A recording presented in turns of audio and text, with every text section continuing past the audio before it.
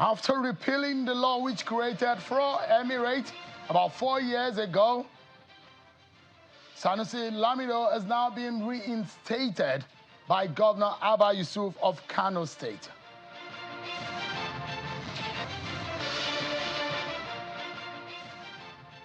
And President Bola Tinubu's ministers continue their assignment in giving the nation's update on their stewardship since appointed as ministers to serve in the cabinet as the government celebrates 1 year in office.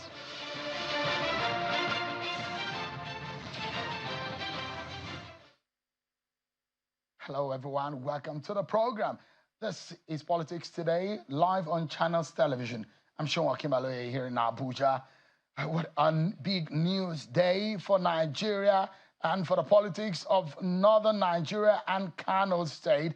Is a seat of religious and political power as far as the traditional institution in that state is concerned, and of course northern Nigeria, which dates back to pre-colonial era, the colonial era, and early days of our independence. But a lot is happening in that state. In the last 4 years, we saw the dethronement, the enthronement, the dethronement, the banishment, and now the reinstatement of Sanusi Lamido Sanusi, former Emir of Kano, who now will be returning to his throne. That's been announced by Governor Abba Yusuf of Kano State after a law was repealed as reviewed by the State House of Assembly. We'll be giving you details and analyzing all the angles, the politics involved, and how this journey started, which led to today's event. What are the implications and the way forward for the people of Kano? We'll be dissecting all of these for you today. Plus, we'll be giving you an update on what has been happening as far as the first year anniversary of the Bola Tinubu government is concerned.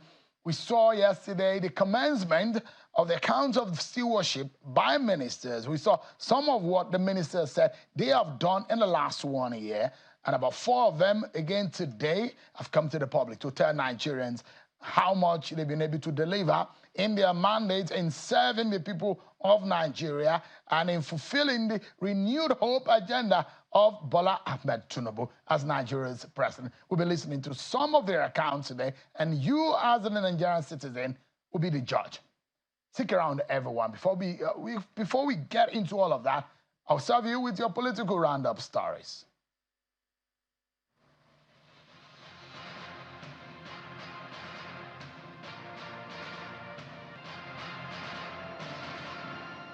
A bill seeking to make provision for Nigeria to revert to its old national anthem has scaled through second reading at the Senate. The bill, which was sponsored by the leader of the Senate, Ogbeyemi Bamidele, enjoins overwhelming support from the lawmakers.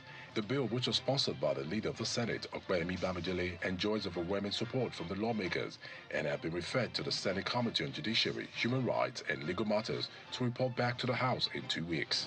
And in the House of Representatives, the bill to revert to the old national anthem, which debate was led by the House leader, Professor Julius Ihonvere, for a return to the old anthem, was debated on the floor. The leader pointed to the need for Nigerians to see the anthem as a national symbol and a sign of authority, one which does not deny the realities. The minority leader, Kingsley Chinda, however, opposed the bill, saying the old anthem has a colonial tag, which was the reason for the new anthem. Justice Suleiman Belgore of the FCT High Court sitting in Garki Abuja has granted bail to former Minister of Aviation, Hadi Sirika, who is standing trial for alleged fraud to the tune of 19.4 billion naira. Justice Belgore granted bail to the former minister in the sum of 100 million naira and 2 sureties in like sum. The condition states that one of the sureties must have a landed property within the jurisdiction of the court. The court also added that the former minister must not travel out of Nigeria without the permission of the court. The court has fixed the trial to the 28th and 29th of May 2024. To Edo State, where Governor Godwin Obaseki has signed a new revised appropriation bill of 404 billion naira into law. According to him, the move was necessitated by the changes in the economy in the first 5 months. Mr. Obaseki, while signing the bill at the Government House in Benin City, explained that the 2024 budget has recorded a 100% performance in the first quarter of the year, and also noted that the new proposed bill for the year has also taken into consideration the state's new workers' minimum wage. A former aide to former governor of Imo State, Mr. Emeka Ihedioha, has condemned the former governor over a recent statement credited to him, where he presented himself as the only person who can move the state to the promised land. Addressing a news conference in Owerri, the Imo State capital, the former media aide to Mr. Ihedioha, Chibuike Onyeku, described the Emeka Ihedioha 7-month administration as problem to the state rather than a solution to the challenges facing the people. The Rivers State chapter of the All Progressives Congress has accused Governor Siminalayi Fubara of being behind the political crisis in the state. Speaking at a peace walk for President Tinubu in Port Harcourt, the State Caretaker Committee Chairman of the APC, Mr. Tony Okocha, accused the governor of not wanting peace despite enjoying the goodwill of the people. He further revealed that the peace walk is intended to show solidarity for President Tinubu, even as he took the opportunity to woo the FCT minister to join the APC. The trial of the detained Binance executive, Tigran Gambaryan, at the Federal High Court in Abuja took a dramatic turn following the defendant's collapse in court. At the resumed trial, the defendant failed to enter the dock when he was called upon by the court registrar for continuation of trial, as he remained seated at the back seat. Following the failure of the defendant to enter the dock, the trial judge, Justice Emeka Nwite, asked after him. One of the lawyers in the defense team, who sat beside Gambaryan, assisted him by the side while holding his hands towards the dock, but as they walked slowly to the dock, Gambaryan slumped and the lawyer helped him to sit in the front row seat. Lawyer to the defendant, Mr. Mark Modi, however, told the court that his client has been indisposed and a written application letter had been filed to notify the court of this.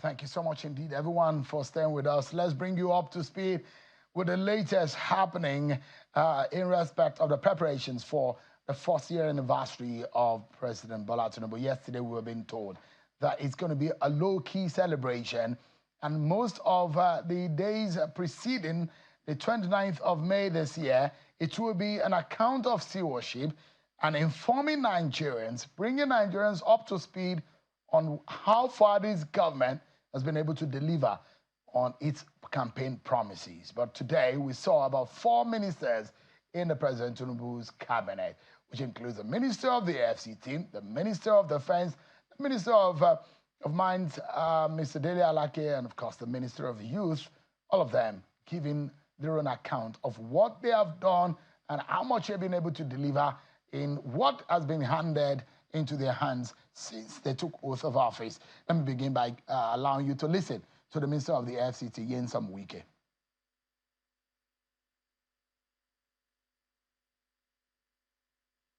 All of us will attest to the fact. Every day, one kidnapping or the other. Every day, bandits have attacked. Every night, one chance. So, okay, on board. You cannot sleep with your 2 eyes closed. What used to be in Abuja before is not what is now. We cannot say that we have got it 100% right. And no society is free of crime. No society. No society. Let's have that at the back of our mind. But are there difference? Have we made any difference? Certainly yes. You can attest to the fact that it is no longer what it used to be. We have started having discussions regarding reviving the power plant. Ajokuta has a 110 megawatt power plant that can produce power that can supply power not just to Ajokuta Steel Complex, but also to the national grid to improve power supply. Because of the lack of funding and lack of resources that are available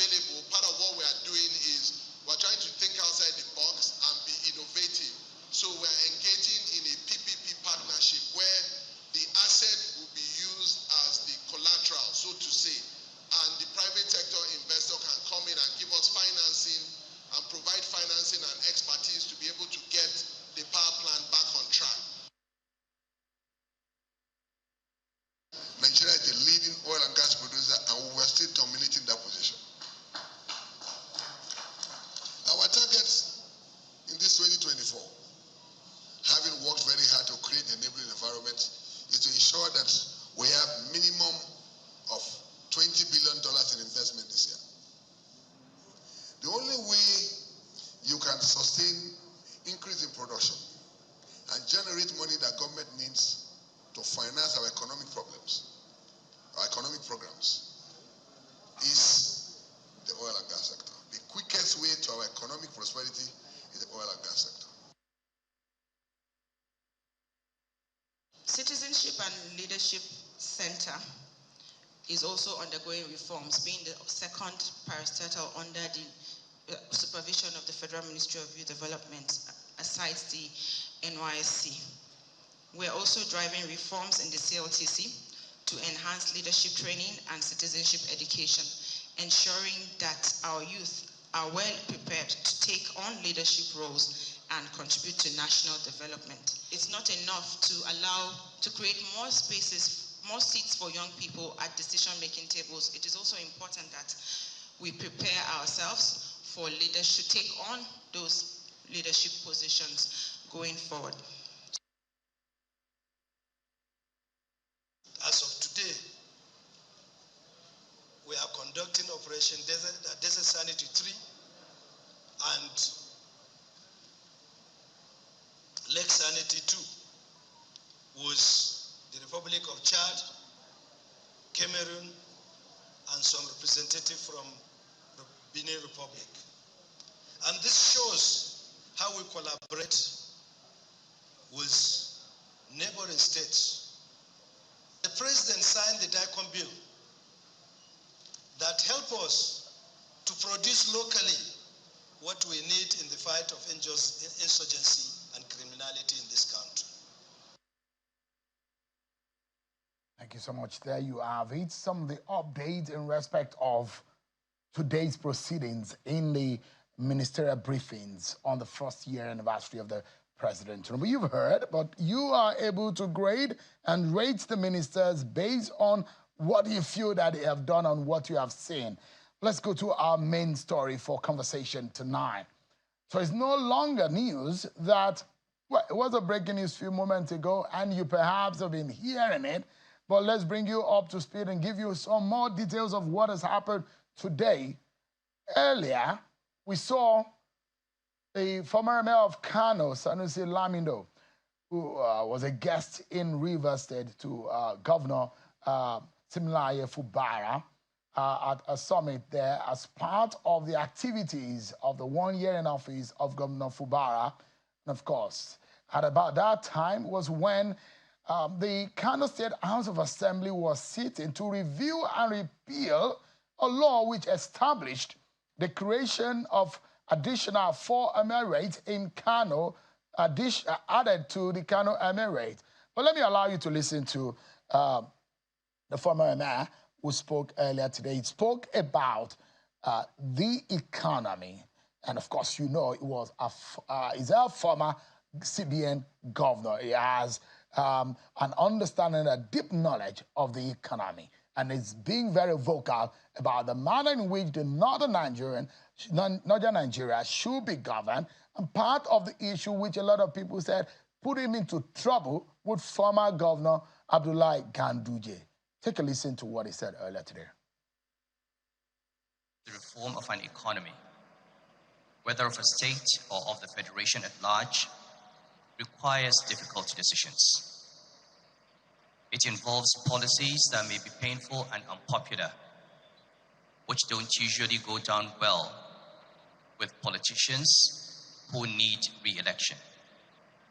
But that is the only way to guarantee a better future for the same people that might be hard on. And at this point, it's important for us as Nigerians to be realistic. The mismanagement of the last 10 years will not be undone in 6 months or 1 year.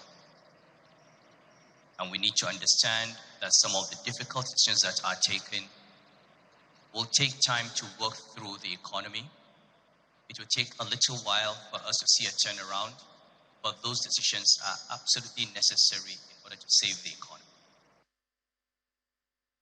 As that was happening in faraway south state of Rivers, this is what was happening in Kano State. So the lawmakers in the Kano State House of Assembly were deliberating and passed a law which is replaced the Kano State Emirate Council Law of 2019, which dissolved the Emirate, which of course created 4 new emirates, and they passed a law, the Kano State Emirate Council Repeal Bill 2024, to law, and thereafter, the governor of Kano State, Mr. Abba Yusuf, signed the bill into law.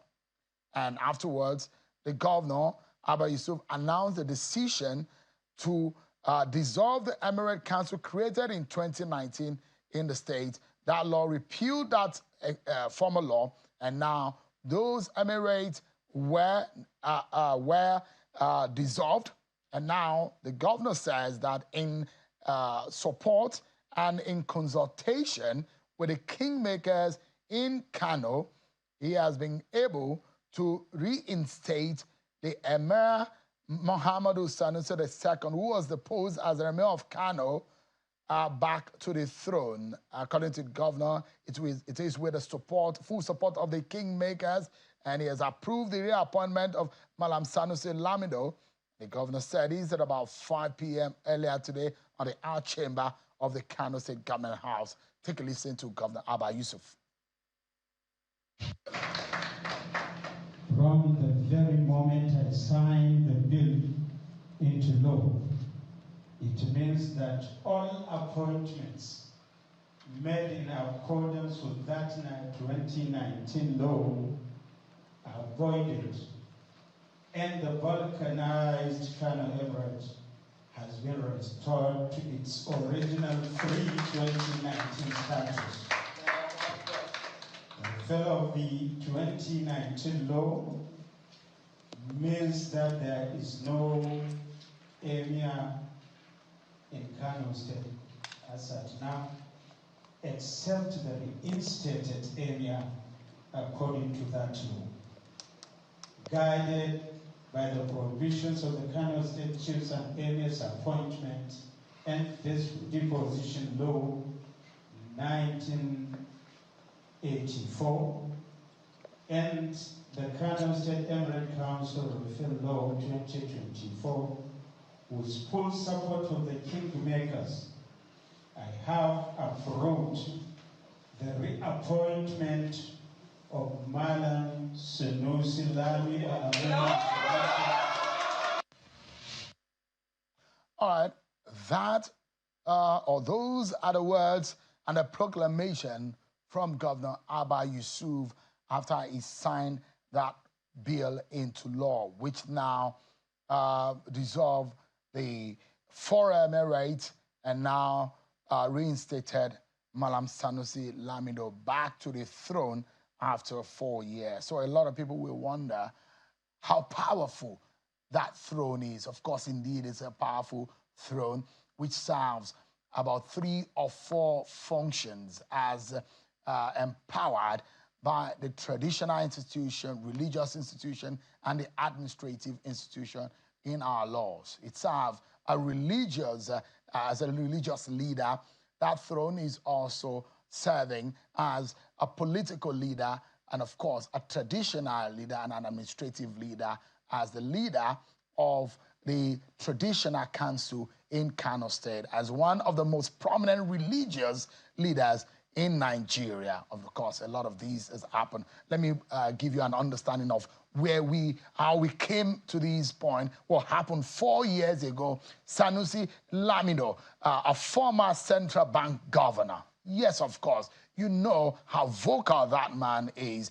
Of course, let me allow you to look at what really happened, the timeline, the journey. From the 8th of June 2014, Malam Sanusi Lamido was selected to succeed Ado Bayero when the late Emir died. And on the 9th of June 2014, Malam Sanusi was crowned the 57th Emir of Kano. On December 2016, Sanusi spoke, of course, as usual, in his character speaking, being vocal about economic situation in the country.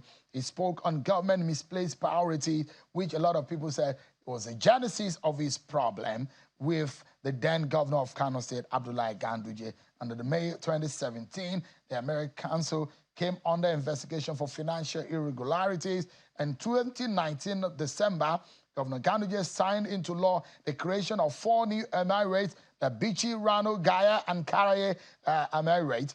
And in the March 2020, the State Assembly launched a new investigation after the first fizzled out against the Emir for violation of traditional practices. That's how they couched it. And on 9th of March 2020, Sanusi was dethroned by the governor, Abdullahi Ganduje government, and exiled to Nasarawa State. That was a major, major decision of the government. On the 23rd of May 2024, the State Assembly sat, reviewed, and repealed the law creating the Emirates under Ganduje.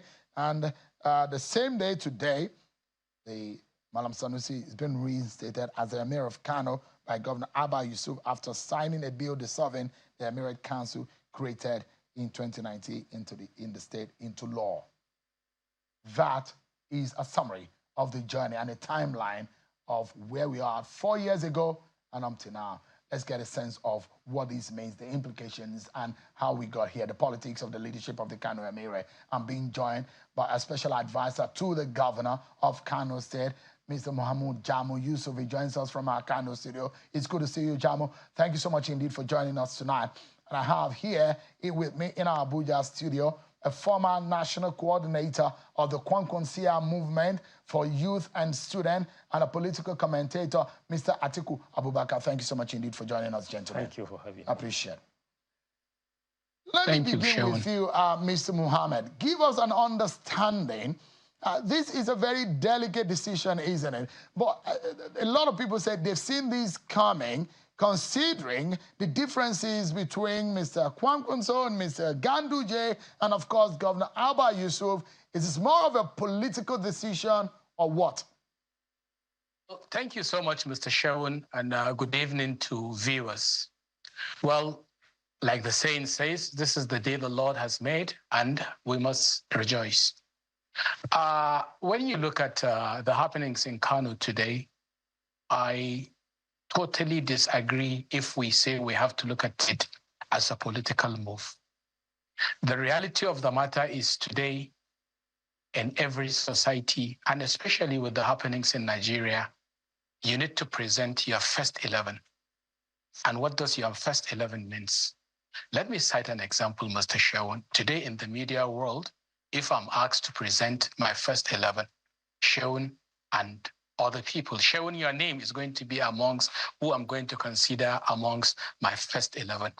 Sunusi Lamido Sunusi, the Emir of Kano, His Royal Majesty, is somebody that any day, any time, you can define as someone who can fit in your first 11.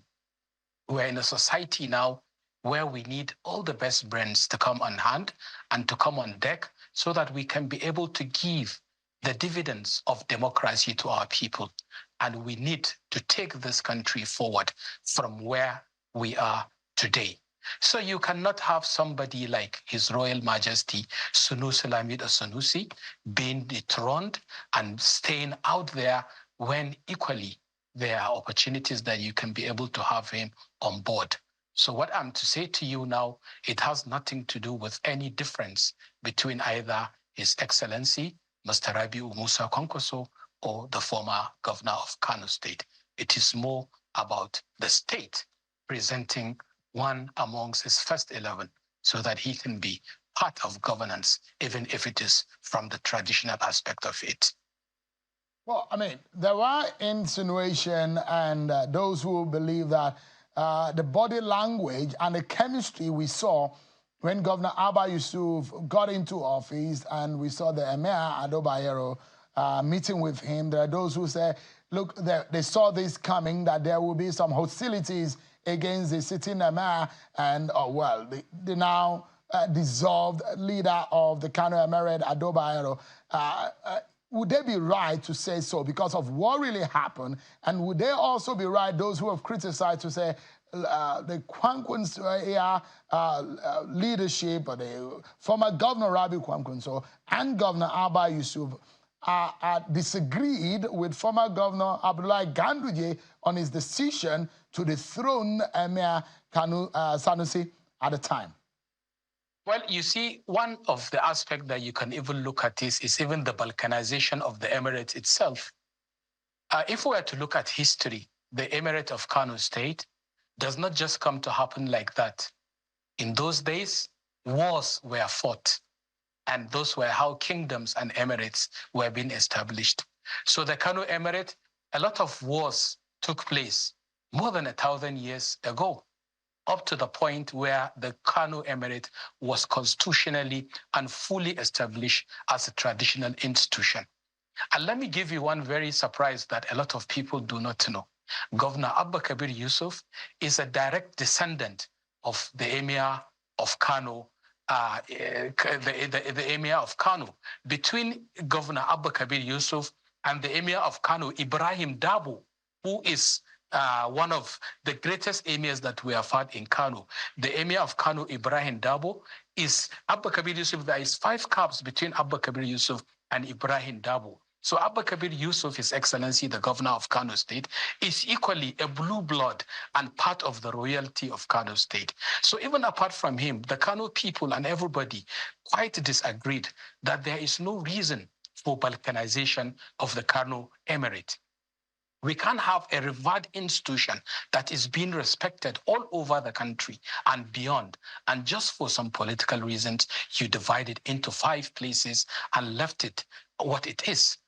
What it remains. So Governor Abba Kabir Yusuf, during the campaigns, when he was moving around to ask for votes from Kano people, this is one point that he has been saying. He is going to restore the integrity of all the institutions of Kano State. And to the glory of God, today His Excellency Abba Kabir Yusuf has fulfilled part of his campaign promise, and he has restored the integrity of the institution of the Emirate of Kano State by merging them into one emirate that it was and that it used to be. Before I come to Mr. Atiku Abubakar here in the studio with me, there are those who believe government is a continuum.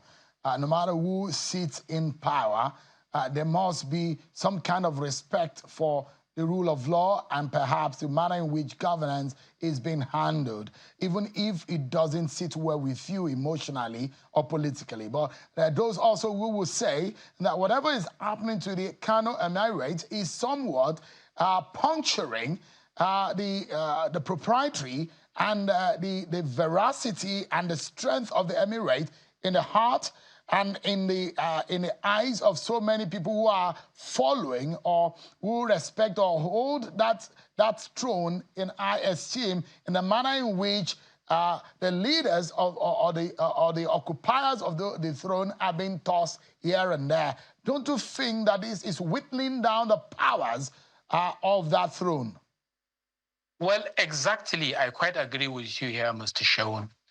What happened 4 years ago, the dethronement of His Royal Majesty, His Highness, the Emir of Kano Sulami the Sunusi, and balkanization of the Kano Emirate was quite demeaning to the institution of the Emirate of Kano State.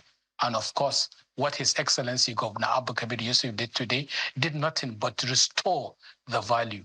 And I can tell you in some years to come, His Royal Majesty, the Emir of Kano Sulami the Sunusi, will lead towards restoring the lost value and glory of this emirate. Let me bring in Atiku Abubakar into the conversation. What is your own assessment of today's repeal of that law and the decision to reinstate Sanusi Lamido back to the throne? Today is a sad day for the people of Kano State. But before I go into that, I want us to look at what Thomas Paine said about monarchy. He said, to the evil of monarchy, we have added that of hereditary succession. And as the first is a degradation and lessening of ourselves, so the second, claimed as a matter of right, is an insult and imposition on posterity. As all men are originally created equal, no one by birth could have a right to set up his own family in perpetual preference to all others forever. And though himself might have some distant degree of honors, of his contemporary, but his descendant might be far too unworthy to inherit them. Why I said that today is a sad day for the people of Kano State is because I know the politics that have been playing all along. All the things that have happened all these years, I'm quite aware of them. And it is not new to us, and it is not surprising to us. This is what the special assistant to the governor of Kano State made mention of Senator Rabiu Musa Kwankwaso, which is an indictment on Senator Rabiu Musa Kwankwaso, because he is the one behind all of these things. First, we need to understand that the creation of the additional emirate by former governor Dr. Umar Abdullahi Ganduje was the best thing that happened to Kano State.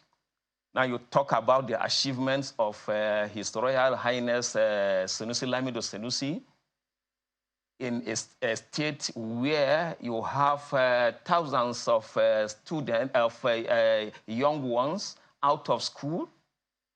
What were his contributions? What did he do while he was emir? Is it enough for you to come on air to speak English while your children don't go to school? Is it enough for you to produce the highest number of beggars on the streets? Is it enough for you to see that your children do not have self-worth? It's not enough. It's not by you speaking English and then living a flamboyant life where the children of Kano State do not have decent meals. There are no schools for them to attend. And then you say that you want to restore certain things about tradition. Which tradition are you talking about? What tradition are you talking about? Is it a tradition of continuing? If you are talking about history and you want all of these traditions to be maintained, why is His Royal Highness riding Rolls Royce? Why is he not riding camel and donkey, which was what was used by his forefathers? But why is it that you are bringing changes? The creation of the new emirates afforded the people of Kano State to get a lot of development. If you go to Bichi, the emir of Bichi, they dethroned or they suspended, they removed emir of Bichi, did a lot in the emirate and some others too. So because of this creation, there was a lot of development within Kano State. Let me ask you quickly. You said that, and you said former Governor Rabiu Kwankwaso can be fingered, or his hands can be found.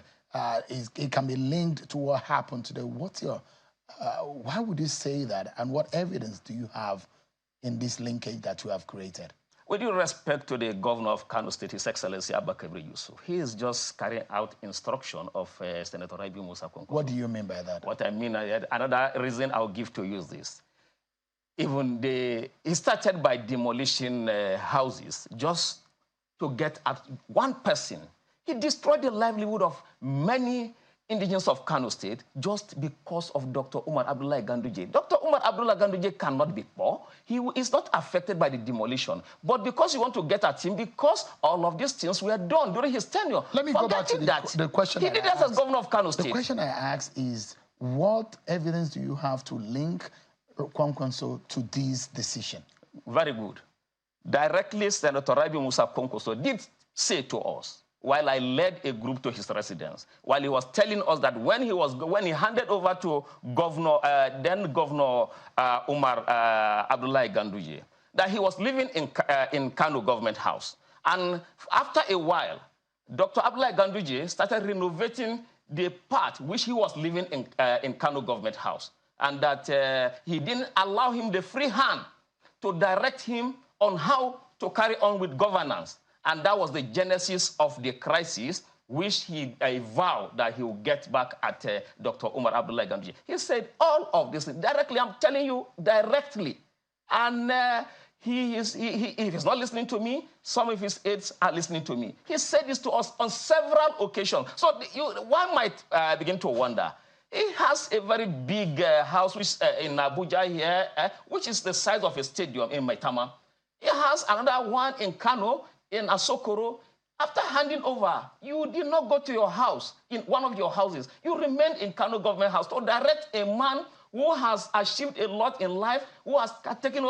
So you think that the bottom line or the underlying issue in all of these change in the leadership of the Kano Emirate is basically a tug of war between Ganduje and Kwankwaso? Is that what you're saying? It's not a tug of war between Ganduje and Kwankwaso. It's just because Kwankwaso wants to get at Ganduje, that's all. But Ganduje is not interested in all of this, right? He is going on with his activities. But you have not touched on the veracity of the decision of former Governor Ganduje to dethrone Sanusi Lamido.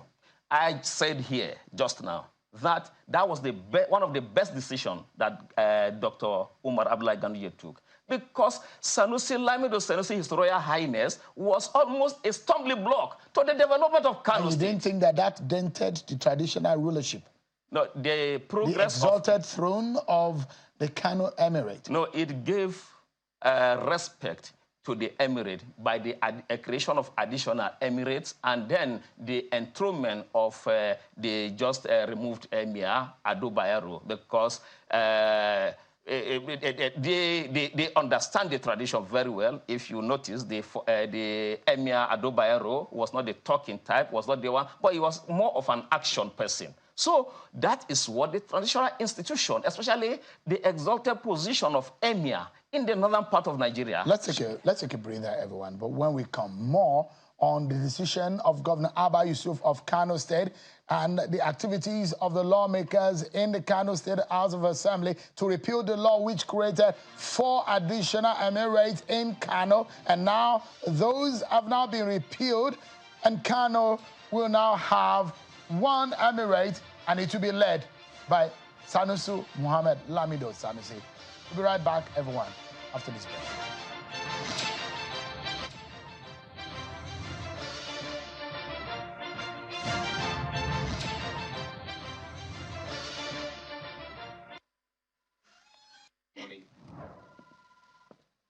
There's a lot of fear in the journey towards building wealth, especially in an ever-changing economy like ours. And you know why that is?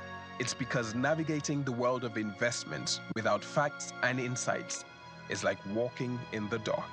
But that fear stops now. Opportunities open up to you when you have a trusted guide. Someone with over 28 years of experience advising individuals, corporates, and governments to achieve their dreams through strategic and well-timed investments. That someone is AfriInvest. The journey of 1,000 miles is easier when you have a trusted guide and partner who knows the way. So, take the first step. AfriInvest, simplifying investments, creating wealth. We don't like to eat better, more nutritious meals, more veggies, but we want it tasty and easy too.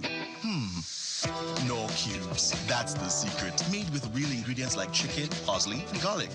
And enriched with iron, so your meals are better for you and more delicious too. That's the cocoa. Let's give it some accolades.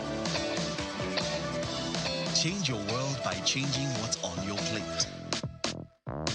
Do you know that you can now print all your essential items for events without even having to leave your home? It's the Print Combo Deal for all events. Yes! Weddings, conferences, birthdays, burials, etc. Starting from 495,000 Naira only. You get 50 invites, 50 A2 size posters, 50 16-page brochures, 1 large backdrop banner, 1 roll-up banner, 50 jotters with pens, and 50 souvenir carrier bags. Whatever event you're planning, we can adjust to your budget and quantities. Just send your pictures and other information through WhatsApp, and we shall send a design for your approval. Approve your design, and we will produce with super high-quality digital print technology. We can even arrange delivery to your location. Call us now on 0913-156-5016 or 0812-794-9323 or visit our social media pages.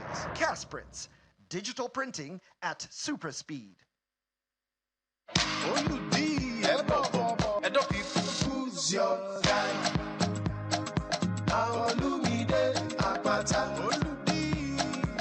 Cause we dey like beans and rice. And no people, I will never leave your side. I will never ever, I dedicate my time. Forever. Time to you, my people. Even if the road be rough, I know mine. Cause together we shall stand. My people, make we all come out on election day and vote Olumide Osaigbavo Akpata, Una guy, as governor of Edo State. He ready to change our story and bring better life for we and our pikin them. Vote Labour Party, the party for Papa, Mama and Pikin. Make we vote well, oh. Oludi, confirm. Now you be our guy. Labour Party, forward ever. Olumide Akpata. Hello, my name is Linda Osipo, and I am excited to announce the biggest news to you. The Middle East Investors Expo is coming to Abuja, and yes, you are invited. An opportunity of a lifetime for entrepreneurs seeking funding for their projects and businesses. Middle East Investors Expo will be the most magical 2 days of your life. It's a real-life gathering of global assets managers, including private equity and venture capital organizations with over 2 trillion wealth to connect with local businesses, entrepreneurs, and small to medium enterprises. This exclusive event is built to facilitate a one-to-one meeting and meaningful interactions, fostering partnerships and investment opportunities. 50 speakers and investors gathering in Abuja. Get your tickets and exhibition space today. The Duchess International Hospital caters to every aspect of the family's health needs. A one-stop shop for maternity and child health services, emergency medicine and critical care, medical and surgical subspecialties, dental and eye care, and a range of other subspecialties and services, all available at a single location right here in the heart of Ikeja. And it really doesn't matter if you're paying out of pocket using your HMO or private insurance. We focus completely on providing that world-class affordable healthcare for all the family at all times.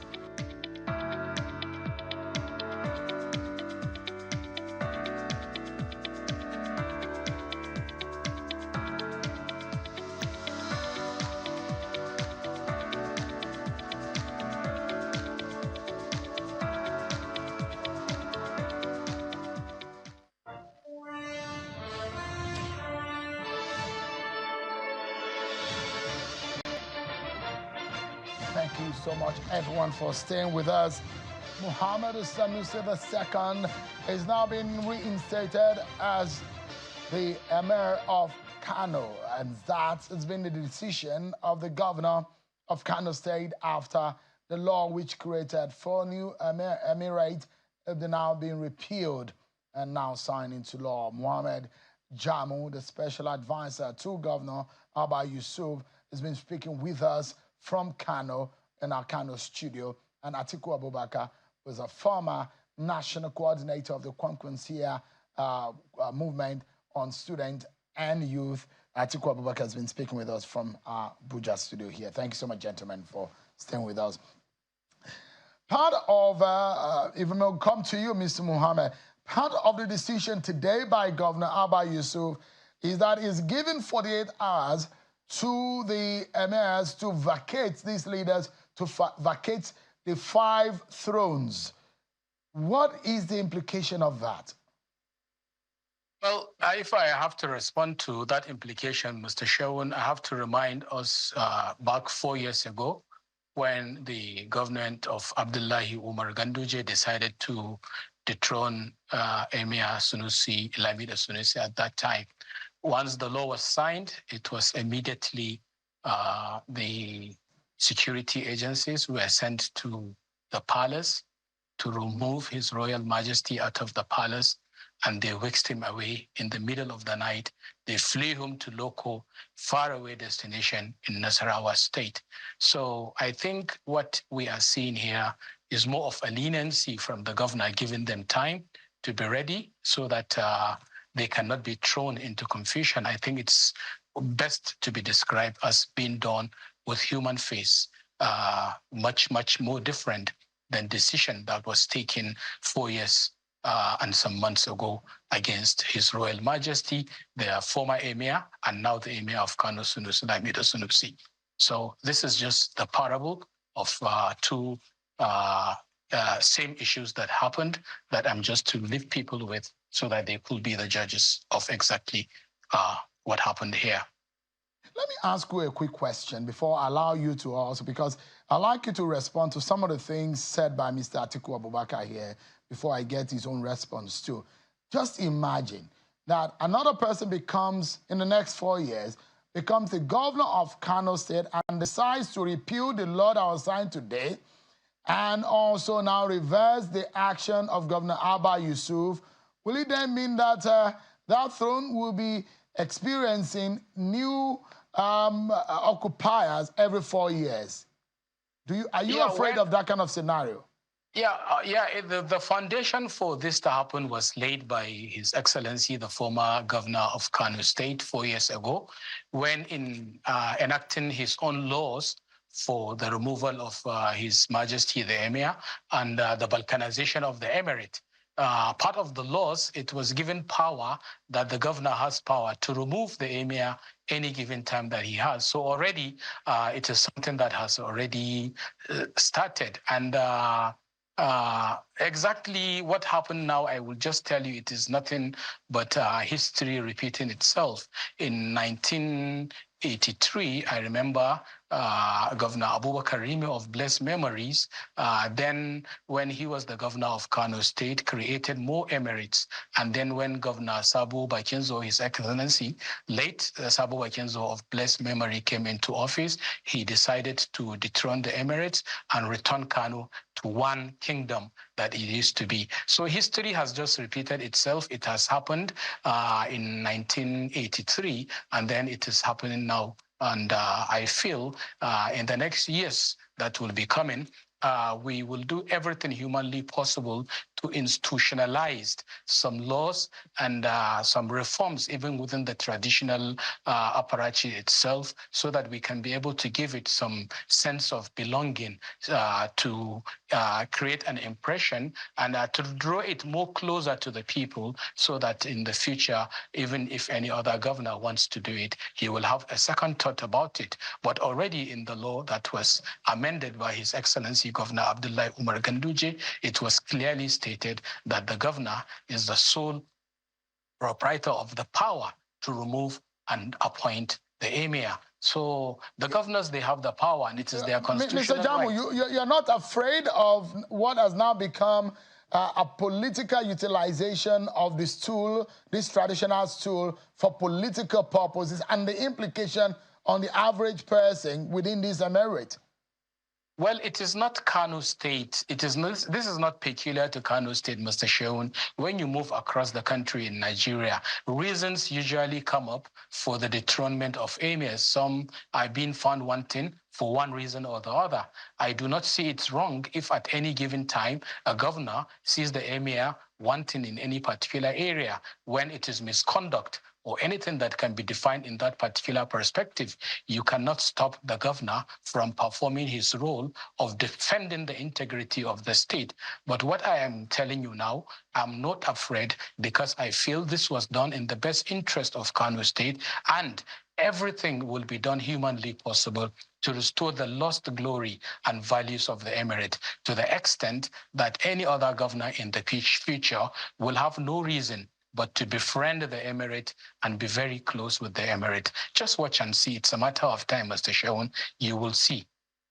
Respond quickly, just about 30 or 40 seconds, to the allegations made by Atiku Abubakar here that this is a witch hunt. This is a political war between these political forces in the state, the former governors.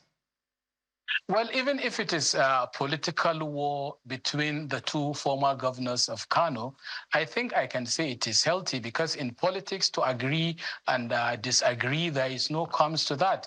And in politics, such happens, and it is not peculiar to Kano State. It's not even peculiar to Nigeria, even all across the world. If you see what's happening between Biden and Trump now, it's happening between the former president and the president. You can see the war happening. This is part of the democratic happenings, and it is healthy for agreements and disagreements to happen within the political landscape. Let me bring in Atiku Abubakar. Allow you to respond to some of the things Mr. Jamu Mohammed has said. Yes. First of all, I want to say that he has affirmed what I said concerning Senator Rabiu Musa Kwankwaso, that it is a selfish and